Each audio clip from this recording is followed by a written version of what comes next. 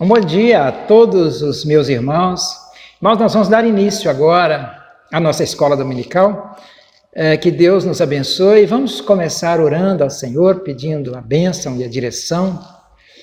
Senhor, nós nos colocamos agora na Tua presença, nesta manhã de domingo, e nós pedimos a bênção do Senhor, a direção para essa escola dominical. O Senhor nos abençoe, nos capacite, abençoe o louvor, abençoe a aula de catecúmenos também, Deus, que seja conforme a Tua vontade. O Senhor esteja ungindo a nossa mente, nos capacitando os nossos lábios, que seja uma escola dominical abençoada, que os irmãos possam ser grandemente abençoados, edificados nessa manhã, serem alimentados com o pão que desce do céu, com o alimento que sacia a alma. Que o Senhor abençoe para essa escola dominical, nos abençoe. Nós pedimos a Tua ajuda e oramos em nome de Jesus. Amém. Amém, irmãos. Vamos louvar o Senhor neste momento. Eu quero cantar com os irmãos o cântico do nosso inário, o novo cântico, de número 155, Castelo Forte. É o cântico de Martinho Lutero e tem tudo a ver com a nossa aula de hoje. Cante comigo.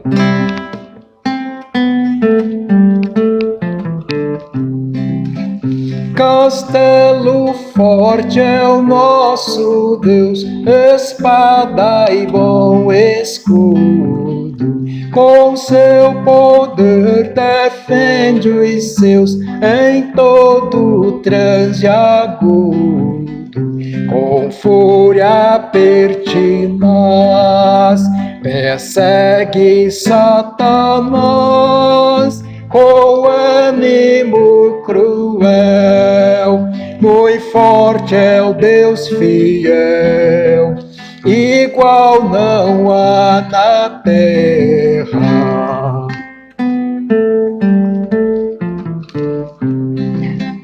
A força do homem nada faz, sozinho está perdido. Mas nosso Deus socorro traz em seu Filho escolhido. Sabeis quem é Jesus, ao que venceu na cruz, Senhor dos altos céus, e sendo o próprio Deus, triunfa na batalha.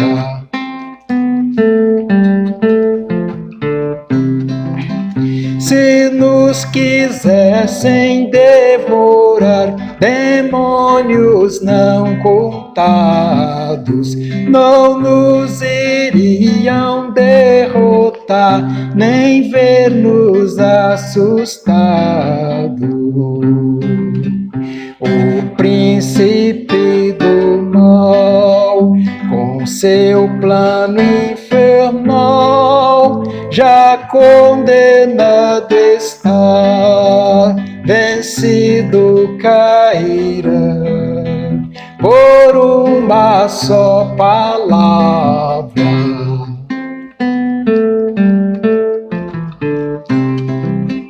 De Deus o verbo ficará, sabemos com certeza, e nada nos assustará, com Cristo por defesa.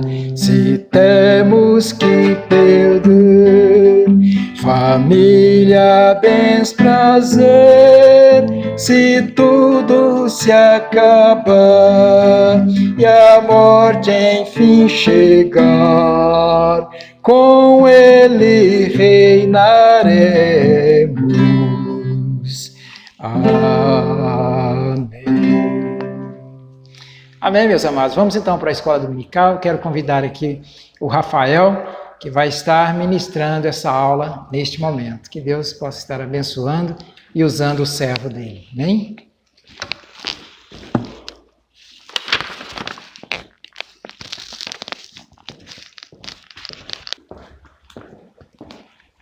Bom dia, irmãos, saúde a igreja com a graça e a paz do nosso Senhor Jesus, amém? É um prazer estar aqui mais uma vez para aprendermos mais e mais sobre a palavra de Deus. Vamos dar início à nossa lição com oração para que o Senhor possa estar nos orientando, amém? Senhor Deus, nós entramos em Tua presença mais uma vez para Te agradecer por esse momento, por essa semana que está se iniciando, por esse dia. Muito obrigado porque nós estamos aqui na Tua presença para aprender mais sobre o Senhor. Que o Senhor nos ajude, nos oriente, nos capacite, abra os nossos corações para que possamos aprender mais e mais da Tua palavra. É no nome de Jesus que nós oramos. Amém. Amém, irmãos. Hoje eu gostaria de estar falando com vocês a respeito da história do protestantismo no Brasil. Vocês sabiam que uma das declarações de fé mais antigas foram redigidas aqui no Brasil? Uma das declarações de fé reformada mais antigas foram escritas aqui no Brasil. Mas como a fé reformada chegou aqui no território brasileiro? É isso que nós vamos ver hoje na nossa aula dominical. Como nós sabemos, o protestantismo ele surgiu na Alemanha, quando o monge agostiniano Martinho Lutero afixou na porta da igreja de Wittenberg, no dia 31 de outubro de 1517, 95 teses que refutavam muitos dos dogmas da igreja medieval, como a venda de indulgências, por exemplo. E depois dessa ação de Martinho Lutero, o protestantismo ele começou a se espalhar muito pela Europa. E surgiram muitos outros reformadores, como por exemplo João Calvino e John Knox. E o Brasil? Como a fé reformada chegou aqui? A gente sabe que o Brasil ele foi colonizado por Portugal, pelos portugueses. E Portugal foi o país pioneiro na expansão marítimo comercial. Então os portugueses foram um dos primeiros países a atravessar o Oceano Atlântico a fim, de buscar novas terras aqui no continente americano.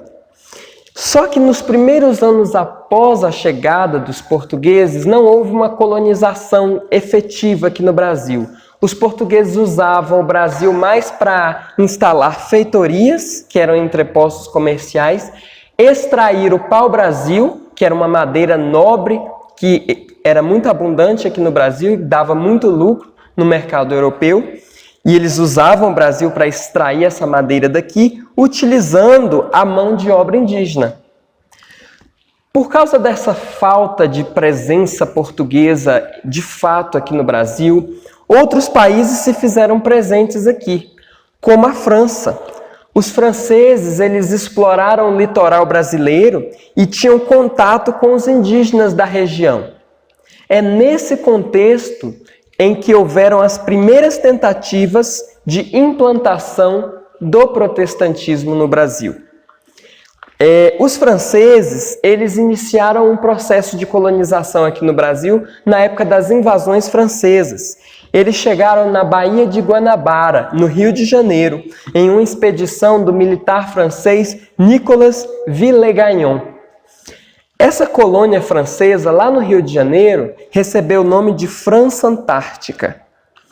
Villegagnon, quando ele chegou aqui no Brasil, ele solicitou ao próprio reformador João Calvino, entrou em contato com João Calvino, pedindo para que ele enviasse colonos protestantes ao Brasil. O pedido de Villegagnon foi atendido com a chegada de um grupo de crentes, liderados por dois pastores, Pierre Ritier e Julien Chartier, dois pastores que chegaram com esse grupo de protestantes aqui no Brasil. Quando eles chegaram, eles realizaram o primeiro culto protestante do Brasil, que ocorreu no dia 10 de março de 1557. Então, nessa data, ocorreu o primeiro culto, nos padrões da fé reformada aqui no nosso país. Só que aconteceu que Nicolas Villegagnon começou a divergir doutrinariamente desses calvinistas que chegaram e acabou expulsando eles do Brasil. Quando eles estavam voltando, 5 desses calvinistas resolveram voltar para o Brasil por causa de problemas com a embarcação, que estava em condições precárias. Então, esses 5 calvinistas resolveram voltar para o Brasil. E quando eles chegaram aqui, eles foram presos e tiveram que responder um questionário sobre algumas questões teológicas e doutrinárias. Então eles tiveram poucas horas para responder esse questionário. O que saiu de lá foi a Confissão de Fé de Guanabara, ou Confissão Fluminense. Esse foi umas declarações de fé reformada mais antigas e foi redigida aqui no Brasil. Infelizmente, os autores, da Confissão de Fé de Guanabara foram declarados hereges e a maior parte deles foram condenados à morte.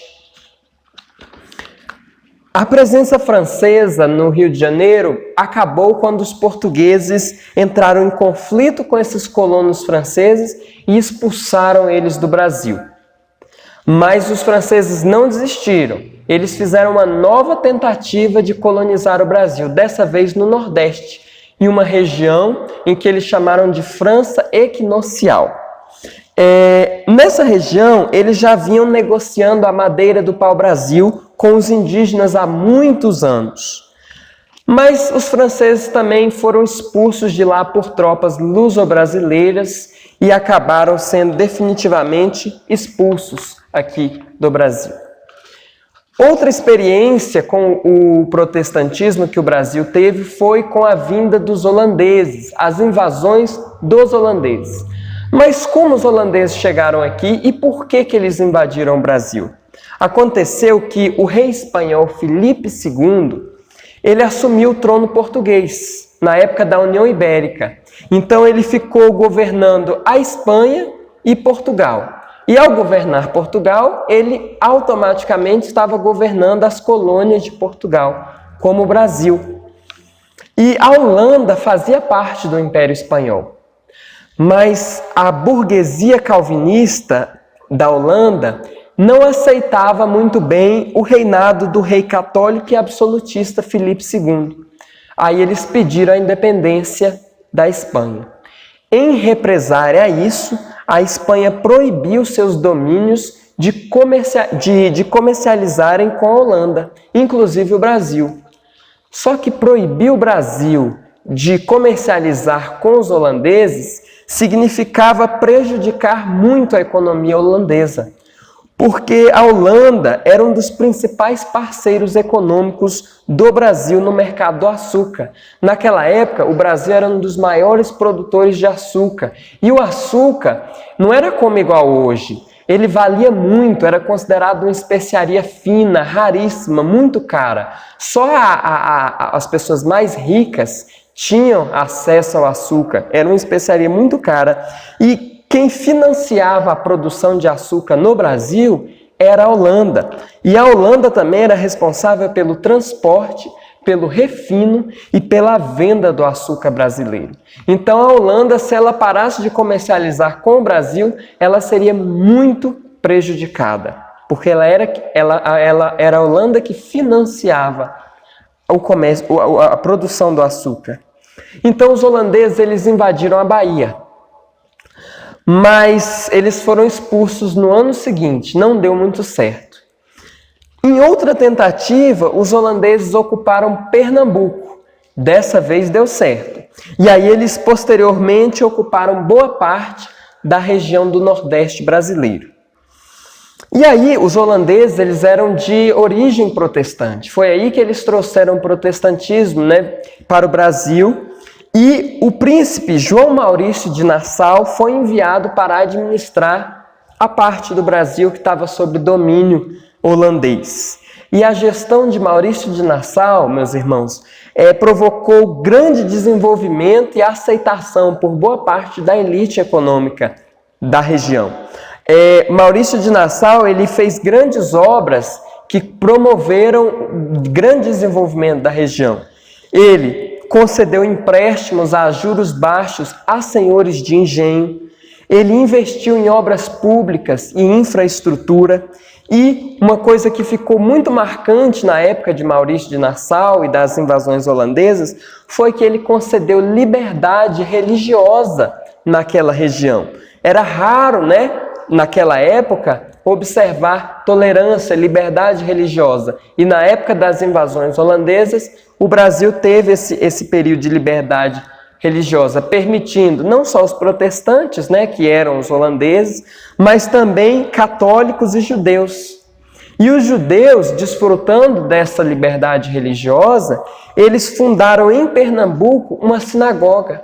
E essa sinagoga é a primeira sinagoga das Américas, fundada em Pernambuco, aqui no Brasil, na época da presença holandesa.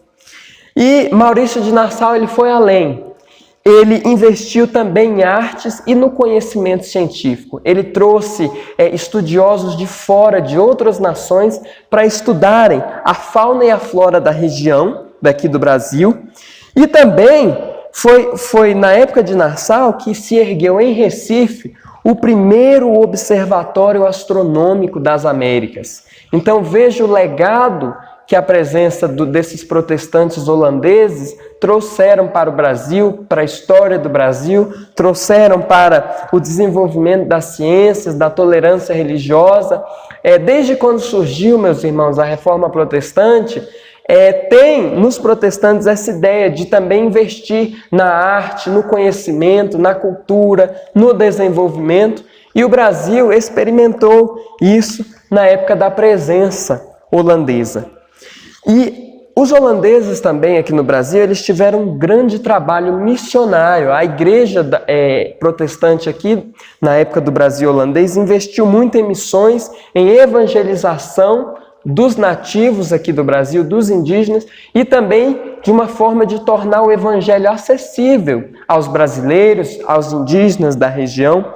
Os holandeses, eles estabeleceram a Igreja Reformada da Holanda. Fundaram 22 igrejas e congregações, 2 presbitérios e 1 sínodo. Tudo isso na época da presença holandesa.